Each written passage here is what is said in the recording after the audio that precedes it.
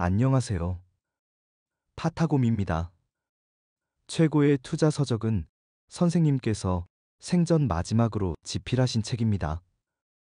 책 리뷰에 앞서 최고의 투자 서적은 인플레이션 시기에 대하여 심도 깊게 논하고 있는 만큼 인플레이션에 직면한 현재에 큰 도움을 받을 수 있는 만큼 집중해서 들어주시면 큰 도움 되실 것 같습니다. 기존 위대한 기업에 투자하라 서적에 대한 보충 설명에 해당하는 서적이라고 하신 만큼 집필 시기가 앞선 보수적인 투자자는 마음이 편하다. 서적보다 앞서 최고의 투자 서적을 먼저 리뷰 시작하겠습니다. 이 책에는 1950년대 화학기업과 전자기업에 대한 설명이 나오는데 선생님의 아들인 켄 피셔 선생님은 책에서 소개하는 화학기업을 현재의 전자기업으로 해석하고 책에서 소개하는 전자기업을 현재의 바이오 기업으로 해석하면 현재에도 충분히 통용된다고 보충 설명해 주셨습니다.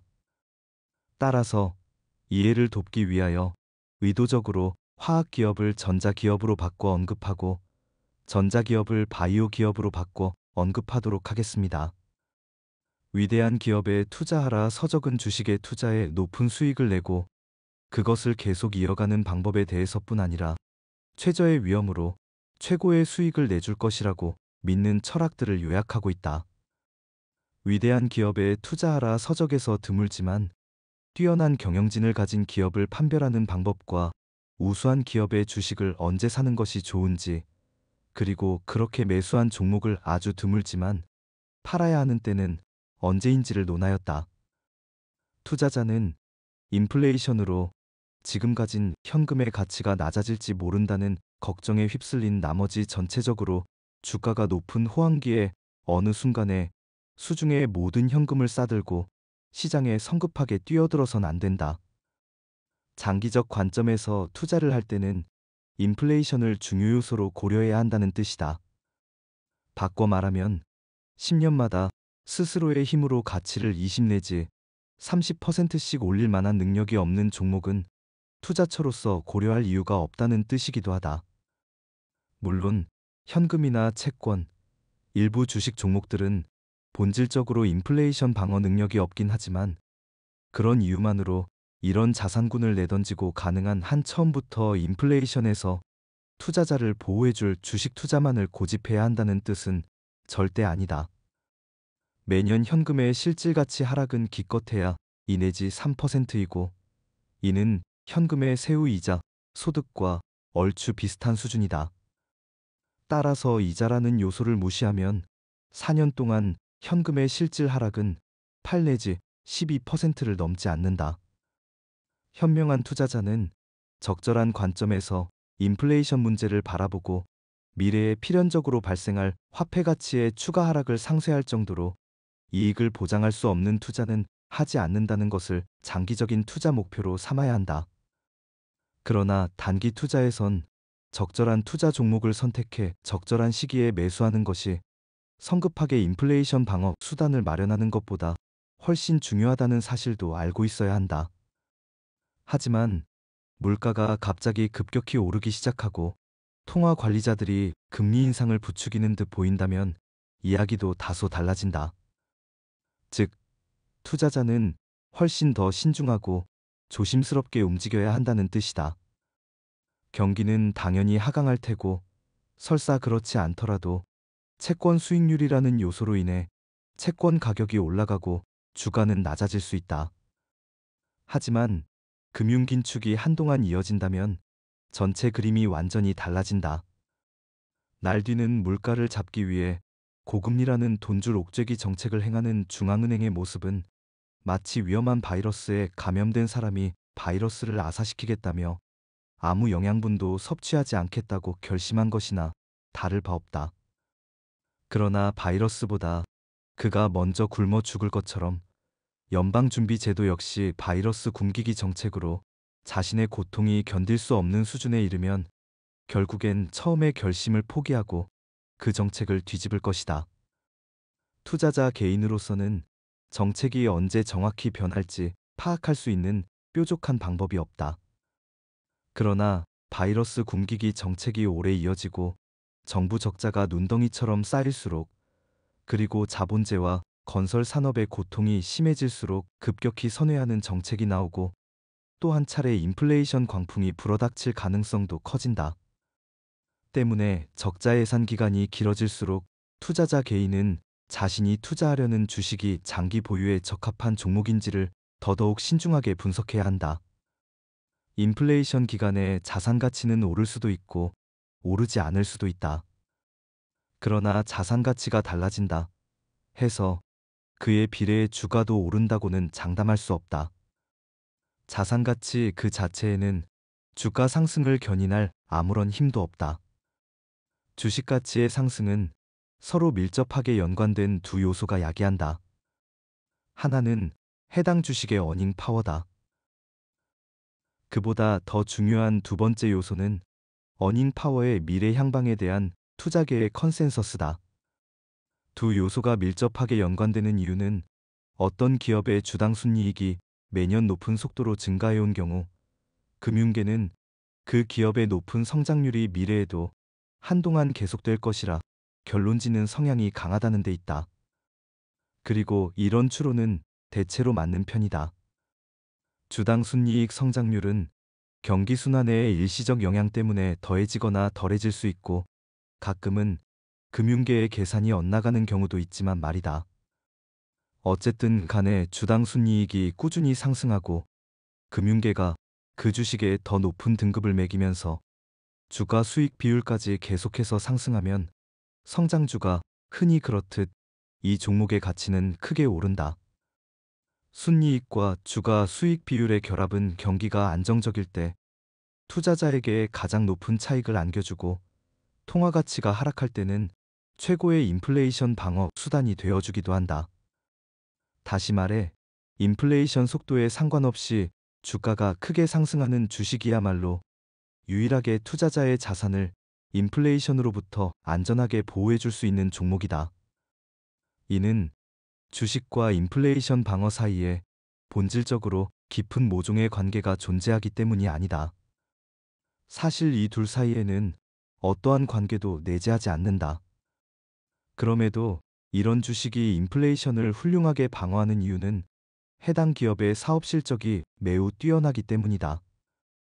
불경기에 시장 전체가 혼란을 겪고 주춤하는 것은 정상이기 때문에 모든 종목이 급격히 떨어지지만 정말 좋은 주식은 금세 반등해 새로운 고점을 향해 나아간다.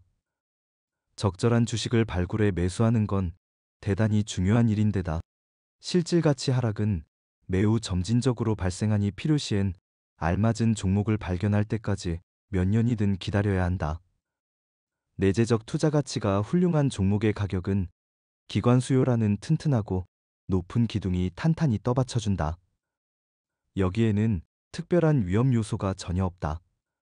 그 최우량 기업들은 자신들의 우수한 특징을 잃지 않는 한 높은 주가 수익 비율을 유지할 것이고 주가도 순이익 성장에 비례하여 계속 상승할 것이다. 그러나 그들을 기둥 위에 안착시켜준 우량 특성이 없어진다면 정말 위험한 상황이 벌어진다. 주가가 순이익 감소에 비례해서가 아니라 그보다 훨씬 빠른 속도로 내려갈 것이기 때문이다. 기관이 본격적으로 매도 대열에 나서는 순간 이 우량 기업들은 그간 누렸던 높은 프리미엄, 즉 주가 수익 비율을 잃고 만다. 하지만 대부분의 경우 우량 기업들의 주가는 과거에 가졌던 투자 매력을 잃고 나서도 한참이 지난 후에야 하락하기 시작한다. 이런 시차가 발생하는 한 가지 이유는 그 종목의 뚜렷한 투자 매력으로 평가되었던 특징에 변화가 생겼다는 사실을 투자자들이 파악하기까진 시간이 걸린다는 데 있다. 기관이 선호하는 종목들을 개인 투자자들이 계속 보유해야 하는 이유는 무엇일까? 이런 종목들의 주가는 기관 인정으로 인해 고점 혹은 그 근처까지 상승한 다음부턴 순이익 상승에 비례해서만 오를 것이다. 그렇다면 개인 투자자는 이 종목들을 파는 편이 낫지 않을까? 그런 뒤 그 차익을 다른 종목에 재투자하되 기관 인정 직전에 있는 다른 종목을 잘 골라 투자한다면 자산은 비약적인 속도로 증가할 것이다. 종목의 주당 순이익이 올라가고 기관 인정을 받음에 따라 주가 수익 비율 또한 상승할 테니 말이다. 이럴 경우에 주가는 주당 순이익이 증가하는 속도로만 주가가 오르는 경우에는 비할 수 없을 정도로 엄청나게 빨리 상승할 것이다. 사실 이런 투자 방식이 틀린 것은 아니다. 하지만 이렇게만 투자하는 투자자는 기관 매수 주식의 진정한 특징을 전혀 이해하지 못하고 있는 것이나 마찬가지다. 어떤 종목이 기관 인정을 받아서 현재는 전보다 훨씬 높은 주가 수익 비율의 주가가 형성돼 있다면 이는 비슷한 위험을 전제할 때 미래의 차익 전망이 아주 확실하기 때문이다. 성공적으로 투자를 했고 가치 증대를 많이 이룬 투자자라면 그가 얻는 이익의 일부는 가장 안전한 우량 종목에서 나와야 한다는 것이 내 지론이다. 특히 이미 상당한 수익을 올린 투자자에게 있어 기존 보유 주식의 가치가 한층 더 올라가는 상황은 시장 가치가 빠르게 상승할 전망이 높지만 그만큼 위험 또한 큰 주식을 새로 사는 상황 못지않게 바람직할 수 있다. 우량주라는 위상을 얻은 주식이라면 혹여 높이 솟은 기둥에서 떨어지더라도 추락 속도는 매우 느릴 것이므로 기만한 투자자라면 경고 신호를 충분히 조기에 감지할 수 있다. 제가 첨언드리자면 드라마틱한 결과를 얻을 수 있는 것은 기관 인정이라는 큰 이벤트를 앞둔 기업을 옮겨 다니는 것이지만 투자 대가들이 한결같이 말하는 것처럼 타이밍을 잡는 것은 사실상 불가능하다는 문제점이 있습니다. 그리고 기관 인정을 받기 위해서는 기업의 비즈니스 모델의 변화 등 대대적인 변화가 있어야 확률이 높은데 변동성이 크다는 말은 상대적으로 소형주인 경우가 많고 소형주일수록 매출원이 적은 경우가 많기 때문에 우량주에 비해 위험도가 올라갑니다. 선생님께서는 우량주의 경우 기관 인정을 받을 가능성은 상대적으로 낮아지지만 반대급부로 변수가 발생하더라도 우량주는 천천히 반영되므로 투자자가 충분히 생각할 시간적 여유가 있다는 장점을 강조하신 것으로 보이는데요. 저 또한 같은 생각입니다. 예를 들어 삼성전자와 같은 대형 우량주의 경우 함선으로 표현합니다. 방향성을 바꾸기 위해서 오랜 시간이 걸린다는 것이고 그만큼 판단을 내릴 시간적 여유가 많이 주어집니다. 반대로 소형주의 경우에는 급격한 변동성으로 인해 하한가를 맞는 경우도 빈번해 투자자가 판단을 내릴 시간적 여유가 많이 부족합니다. 이런 소형주의 문제점으로 인해 랄프 웬처 선생님의 경우 강한 재무제표를 가진 강소기업을 강조한 것이고요. 따라서 무조건 드라마틱한 결과만 쫓기보다 균형 잡힌 포트폴리오를 꾸리는 편이 나아 보입니다. 계속 이어가겠습니다. 시대가 흐를수록 경기 동향에 대한 전망이 투자 결정에 미치는 영향은 점점 줄어들 것으로 보인다. 그렇다면 경영진, 금리 변동, 세금과 같은 법적 분야의 변화 등 투자에 미치는 영향이 확실하게 드러난 요소들 외에 투자자가 촉각을 곤두세워야 하는 다른 요소가 있을까? 나는 있다고 믿으며 이 요소를 주가 변동에 작용하는 심리적 요소라고만 부르려 한다. 어떤 주식이 특정 시점에서 특정 가격에 거래되는 이유는 무엇일까? 이는 그 주식이 보이는 현재, 과거, 미래의 행보 때문이 아니라 그것에 현재 투자 중이거나 향후의 투자를 고민 중인 투자자들이 그 종목의 주가는 그렇게 될 것이라 생각하기 때문이다. 어떤 주식의 내재적 특징 대신 그 종목에 대한 대중의 의견을 특정 시점에서 궁금해한다면 이는 곧 그 주식에 작용하는 심리적 요소를 궁금해하는 것과 같다. 물론 이런 심리적 요소는 단기적 영향력만 가지는 것이 사실이다. 금융집단 대다수가 흥분에 휩싸여 어느 기업이나 업종 전체에 대한 투자 전망을 과할 정도로 좋게 내놓으면 투자 대중은 한두 해 또는 여러 해 동안 그 종목에 대해 그 내재 가치보다 훨씬 높은 가격을 지불한다. 그러다 어느 순간 해당 기업이나 업종이 드높은 기대에 부응하지 못한다는 깨달음이 찾아오면 환상도 깨지고 주가 수익 비율은 내재 가치 근처까지 떨어져 버린다. 떨어질 때도 대중의 반응은 대단히 극단적이어서 한동안은 실제 내재 가치보다 낮은 가격에 그 주식이 거래되기도 한다. 주가는 땅에 연결된 것이 아니라 하늘에 그어진 넓은 폭의 선에 연결되어 날아다니는 풍선이라고 생각해보자. 이때 하늘에 그어진 그 선이 바로 내재 가치다. 시간이 흐르면서 기업의 어닝 파워와 실제 전망이 좋아지면 선은 더 높은 곳으로 옮겨가고, 내재 가치의 기본 요소가 나빠지면 선의 위치도 아래로 내려간다. 어떤 때는 심리적 요소가 작용해서 주가라는 풍선을 선보다 훨씬 높이 올라가게 하는가 하면 훨씬 밑으로 내려가기도 한다.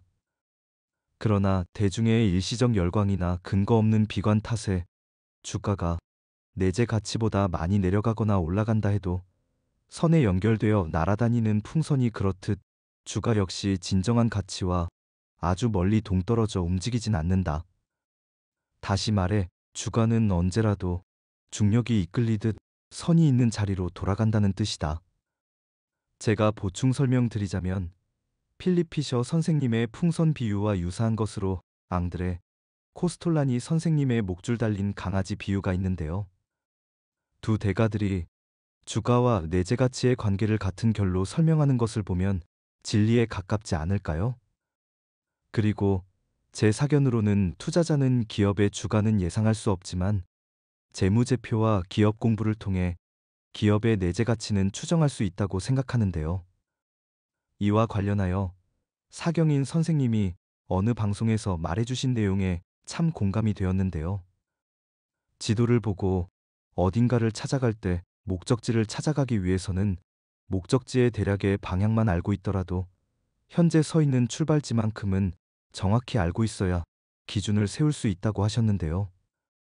결국 목적지가 주가이고 출발지가 내재 가치라는 말인데, 개인적으로 직관적인 부분은 앙드레 코스톨라니 선생님의 목줄 달린 강아지 비유가 와닿고, 정확성 부분은 사경인 선생님의 비유가 가장 마음에 와닿았습니다.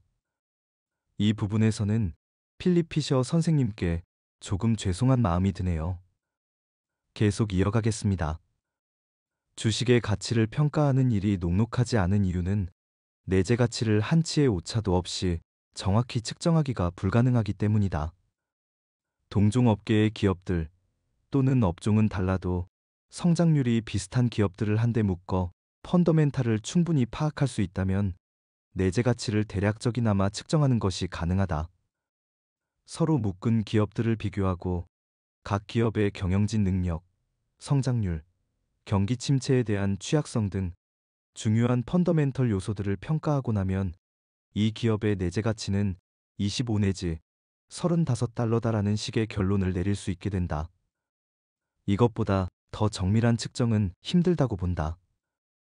초고속으로 성장하는 기업이라면 주가 수익 비율이 높게 평가되는 것이 당연하기 때문에 내재 가치를 정확히 측정하기가 더 힘들 수 있다.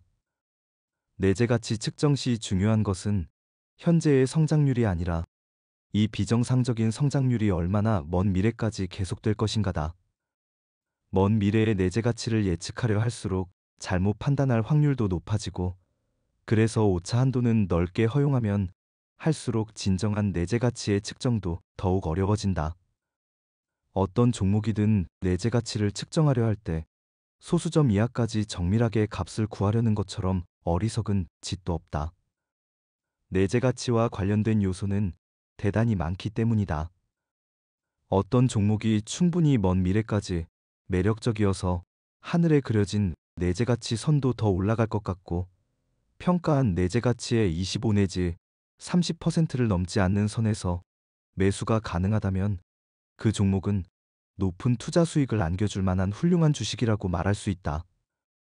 하지만 과도하게 열광하면서 내재 가치의 몇 배나 되는 가격에 해당 주식을 매수하는 것은 위험천만한 행동이다.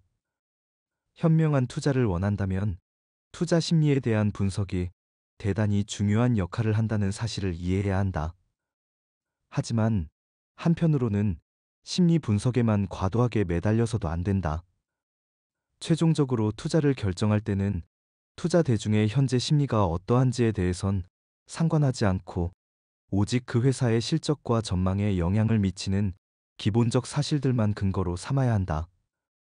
지금의 조건에서 충분히 훌륭한 성장 기업이고 장기적으로 흡족한 투자 수익을 제공해 줄 종목을 골라야 하는 것이다.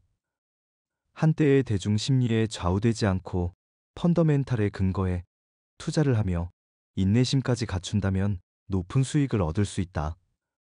이를 위해선 만만치 않은 인내심, 그리고 펀더멘털을 이해하는 능력이 있어야 한다.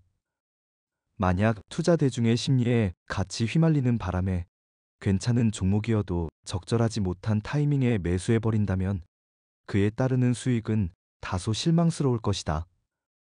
다시 말해 매수 시기를 결정할 때는 경제학자보다 심리학자가 되는 편이 훨씬 큰 도움이 된다는 뜻이다. 경제학자가 도움이 되는 순간은 이보다 중요한 두 번째 사안을 결정할 때, 즉 펀더멘털을 분석하고 두 개 이상의 종목 중 장기적 관점에서 투자 가치가 더 높은 것을 고를 때다. 시장 전체의 하락이나 상승을 거스르며 나타나는 다양한 주가 폭락이나 폭등 역시 그 크기와 기간 면에서 서로 닮아 있다. 비슷한 점은 그 외에도 많지만 날카로운 눈으로 시장을 관찰하는 투자자라면 충분한 경험을 쌓은 뒤 결국 한 가지 진실을 깨닫게 된다. 인간 대중은 똑같은 투자 자극에 언제나 똑같이 반응한다는 진실 말이다. 지금부터 서적에서 전설적인 비유로 유명한 가상기업 파이오니어에 대한 이야기가 많은 지면을 할애하며 소개되는데요. 해당 부분만으로도 최고의 투자 서적을 구입할 가치는 충분하다고 생각합니다. 은유와 비유가 난무하는 만큼 여러분 곱씹어 읽어야 숨은 뜻이 이해되실 텐데요. 이 부분은 책을 구입하셔서 꼭 다독해 보시길 추천드립니다.